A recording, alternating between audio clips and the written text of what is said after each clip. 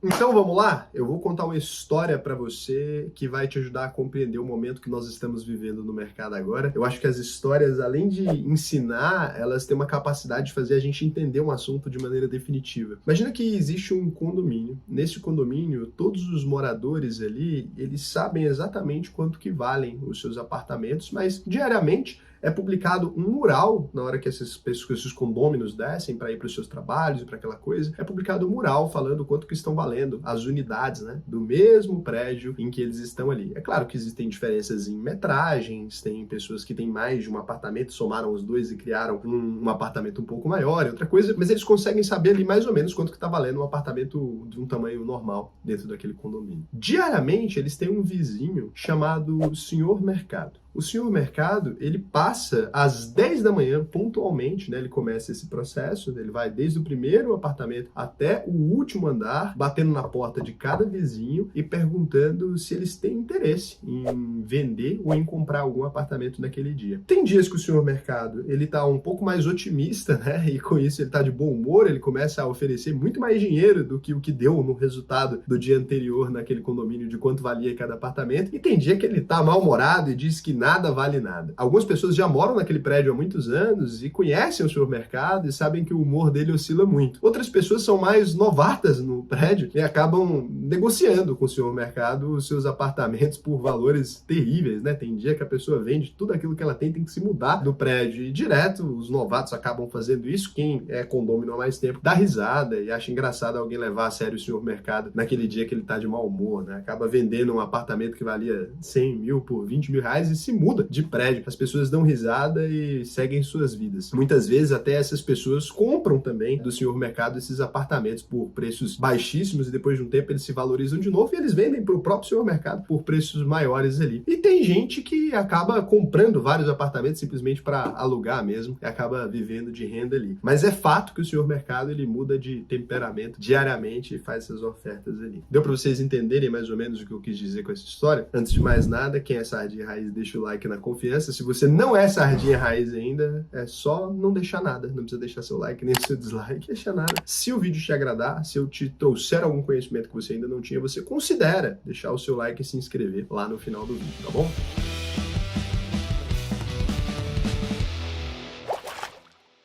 Então o que acontece? Os fundos imobiliários estão abrindo uma nova janela de oportunidade. A gente viu isso acontecer há pouquíssimo tempo e agora começou a acontecer de novo com as notícias mais recentes da política, impactando aqui diretamente na renda variável. Primeira coisa, eu vou mostrar para vocês do que eu estou falando. Então, se a gente pegar aqui nos últimos um mês, do dia 21 de outubro ao dia 21 de novembro, dia esse que eu vos falo, estamos aqui com uma queda já nos fundos imobiliários de 4,03% aqui. Então, foi uma queda bem forte. Nos últimos 6 meses, olha só como estava. A gente começou maio com o IFIX. O IFIX é o índice que mede o desempenho médio dos fundos imobiliários no Brasil. Então o IFIX começou no dia 23 de maio a 2.789 pontos. Ele foi subindo, até atingir ali os preços recordes dele, né, no dia 7 de outubro, pouco tempo antes do início das eleições ali. E com isso ele estava com 7,65% de alta. Antes disso, olha só, se você for lá num período um pouco mais antigo, a gente começa ali tendo chegado no dia 24 de novembro de 2021, ou seja, no ano passado, com o IFIX ali, cara, a 2.546 pontos, né? Então, assim, a gente está com uma valorização aí no IFIX de 11,50%. E quanto mais tempo longe você vai vendo ali, mais você vai vendo essas oscilações, né? Lembrando que a melhor janela aqui, talvez para novos investidores,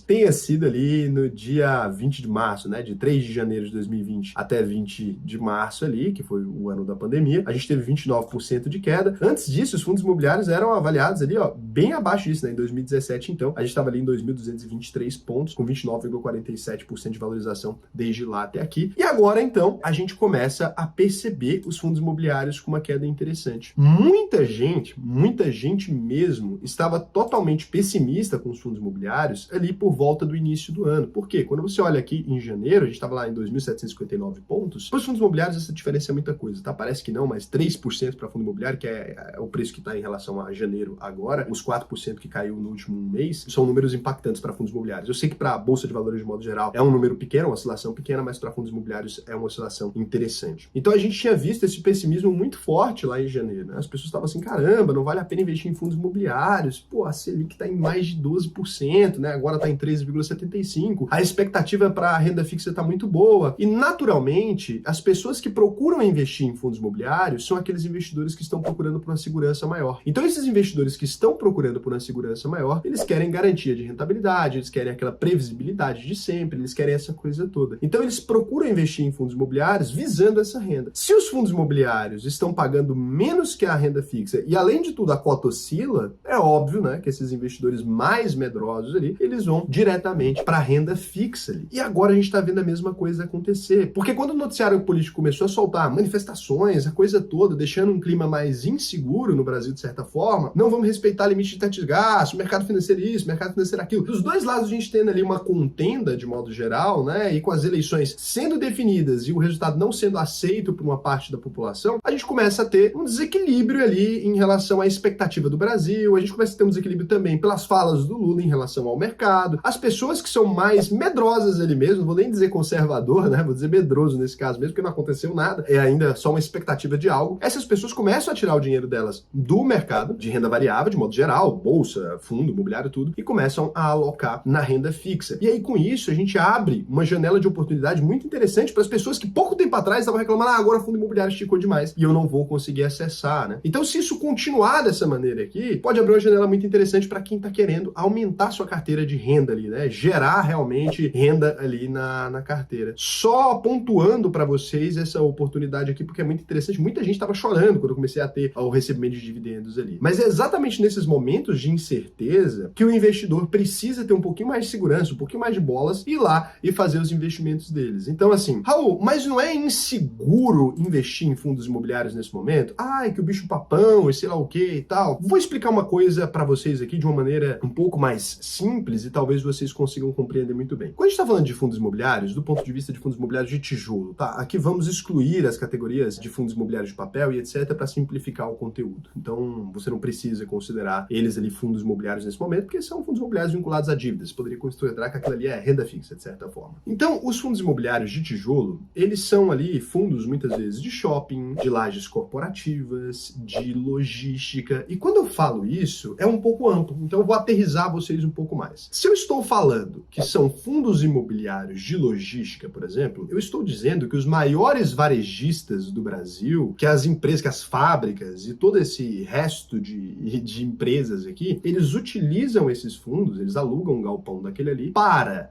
fazer a logística. Então eles alugam um galpão no interior de Goiás ali, que é o centro-oeste, né, no meio do Brasil ali, ou em Extrema, em Minas Gerais, tem um benefício fiscal. Eles alugam um galpão de logística, colocam as coisas deles lá, quando alguém faz um pedido, sai para entrega, ou, né, leva para desova ali para as lojas que estão espalhadas pelo Brasil. Então são realmente centros que guardam ali produtos para que eles sejam enviados para os lugares, ou de lá diretamente, ou que sejam enviados para as lojas, né? Então um lugar de fácil acesso para ter essa circulação mais simples. É possível que isso acabe, que esses lugares simplesmente do dia para a noite falam, olha, eu vou devolver tudo, eles vão colocar isso onde? Dentro da cabeça deles, né? Vão enfiar onde esses móveis, esses eletrodomésticos, essas coisas todas, esses produtos que estão ali. Para isso, as pessoas teriam que parar de comprar completamente, teria que eliminar o consumo do Brasil para que isso não fosse mais necessário. Outra coisa, quando a gente fala de fundos de shopping, literalmente, nós estamos falando de shoppings mesmo. A gente tem uma circulação dentro daquelas lojas de shopping, né? As pessoas comprando os produtos e etc. Aquelas empresas, para ter uma loja dentro daquele shopping, elas pagam, né, por um fundo imobiliário, normalmente, ou às vezes por um dono mesmo, mas a maioria dos shoppings do Brasil são de fundos imobiliários. Então elas pagam ali um aluguel, elas pagam um percentual da receita transacionada para esses fundos imobiliários de shopping. É possível que os fundos imobiliários de shopping quebrem ali ou deixem de distribuir renda? Sim, desde que as pessoas parem de ir aos shoppings ali, desde que elas não saiam mais de casa para consumir. Isso aconteceu na pandemia, por exemplo. E em terceiro lugar, a gente tem aí os fundos de laje corporativa. É possível que as pessoas parem de ir para os seus escritórios, parem de ter escritórios ali dentro das principais avenidas comerciais do Brasil, né, dentro dos principais centros financeiros do Brasil? Bom, é possível, desde que essas empresas vão à falência, aconteça alguma coisa ali. A mesma coisa vai vir para fundo imobiliário de hotel, para fundo imobiliário de hospital, para fundo imobiliário de N coisas. Então, assim, os melhores imóveis do Brasil, os mais bem localizados, os mais caros, os mais bem administrados do país inteiro, pertencem hoje a fundos imobiliários. Não todos, mas uma parte relevante do todo. Quando alguém te diz, nossa, mas os fundos imobiliários, o quê? Porcaria, tarará. O que essa pessoa está te dizendo é que o Brasil praticamente vai deixar de existir, né? Porque para isso tudo dar errado ao mesmo tempo, o Brasil teria que deixar de existir. Se você acredita realmente nisso, o seu menor problema, quando quebrar aqui, vai ser o dinheiro que você perdeu em fundos imobiliários ali. Porque se os fundos imobiliários quebrarem, não pense você que a renda fixa vai ser mais segura que isso, né? Porque se os fundos imobiliários quebrarem ali, quem vai manter o Estado? Ou quem vai manter os bancos, né? Para poder, quem vai tomar esses empréstimos para poder pagar esse dinheiro para você? Quem vai ali realmente conseguir arcar com a dívida que eles têm com os bancos, etc, para que você receba o seu dinheiro? Então o sistema financeiro também vai entrar em default. Ele depende de default, em falência, né? Ele também depende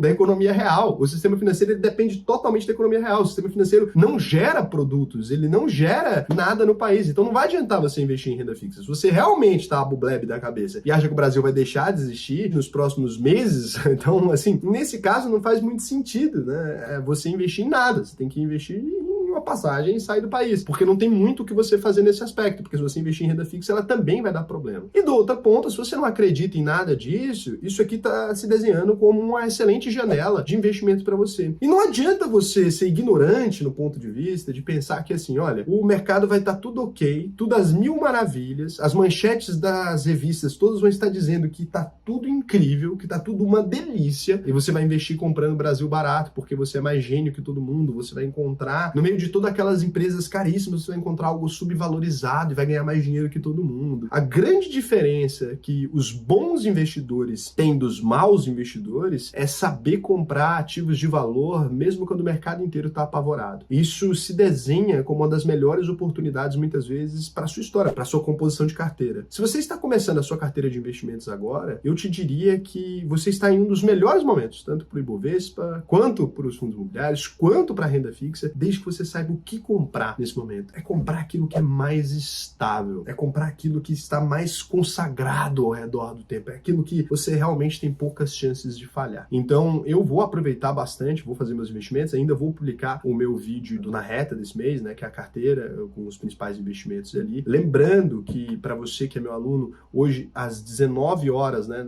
para você que é aluno da UVP Sempre, ou seja, você que foi meu aluno e está na UVP Sempre, a gente tem uma live sobre investimentos internacionais, algumas coisas que a gente vai conversar sobre esse momento específico. Para você que ainda não é meu aluno, quiser entrar nessa turma, lembrando que o aluno também tem taxa Prime na nossa plataforma de investimento na ISA, eu tenho minha própria plataforma de investimento. Cara, com 2, 3 investimentos ali, dependendo da quantidade de dinheiro que você investe, você já recebe tudo que você investiu na UVP e muito mais. Então, é só ir lá, auvp.com.br. É a coisa mais completa que existe. A gente tem ensinando você a investir, tem nossa própria plataforma de investimento que te dá vantagem, tem uma comunidade de alunos, tem tudo ali. Você pode só clicar em preencher o questionário, acessa aqui o formulário, responde pra gente qual que é a sua situação hoje, como é que você tá em relação aos investimentos, etc, que a gente vai te dizer, olha, a UVP é pra você e não se preocupe, se não for, eu mesmo vou te dizer, falar, ó, não é, você não tá aceito na UVP, você não pode participar, quem sabe em outro momento, ou se ela é pra você de fato, e aí a gente vai, porra, posso te ajudar, posso te fazer conseguir criar uma carteira de investimentos legal e fazer você conseguir viver de renda. Então vai lá, auvp.com.br. E lembrando, né, se você quiser ver, Raul, mas eu não sei se posso confiar em você e tal, cara, não precisa confiar em mim não. Vem aqui, ó, o que os alunos dizem da UVP, isso aqui você pode ver as pessoas falando, tá, lá na UVP diretamente, pode acessar a nossa comunidade, pode ver, pode conferir no Reclame Aqui, que a gente não tem nenhuma reclamação. Então, assim, eu queria trazer essa mensagem pra vocês, eu sei que nesse momento atual, né, dá muito mais view, é muito mais bonito ficar falando que o mundo vai acabar e tal, mas eu tenho um compromisso com a história, né, e eu tenho um compromisso importante de daqui 1 ano, 2 anos, poder olhar na sua cara e falar, olha, eu não te assustei, eu não tava criando notícia falsa, eu não fiquei querendo ganhar visualização com seu medo, né? Eu fui lá e tava lá e falando uma coisa que era diferente do que as pessoas estavam falando e a história sempre mostra quem tá certo. E não que eu ache que o governo vai ser maravilhoso, só deixando bem claro, isso eu não acho, bem longe do que eu gostaria. Mas a gente tem que tomar muito cuidado com ficar criando esse tipo de histeria. Eu lembro dessas mesmas pessoas que ficaram criando esse tipo de histeria agora, criando esse tipo de histeria em 2020. Enquanto eu tava falando uma coisa, vocês, e vários vídeos, inclusive, me atacando, vários comentários, me ofendendo. E hoje essas pessoas, ó, caladinhas, né? Depois elas sumiram, quando a rentabilidade do canal tava lá no alto e tal, aquela coisa toda, aí essas pessoas sumiram. E a mesma coisa vai acontecer depois, porque mercado financeiro não combina bem com histeria. Ele funciona melhor com compre ao som dos canhões. E os canhões estão ecoando alto. Então um beijo pra vocês, até o próximo vídeo.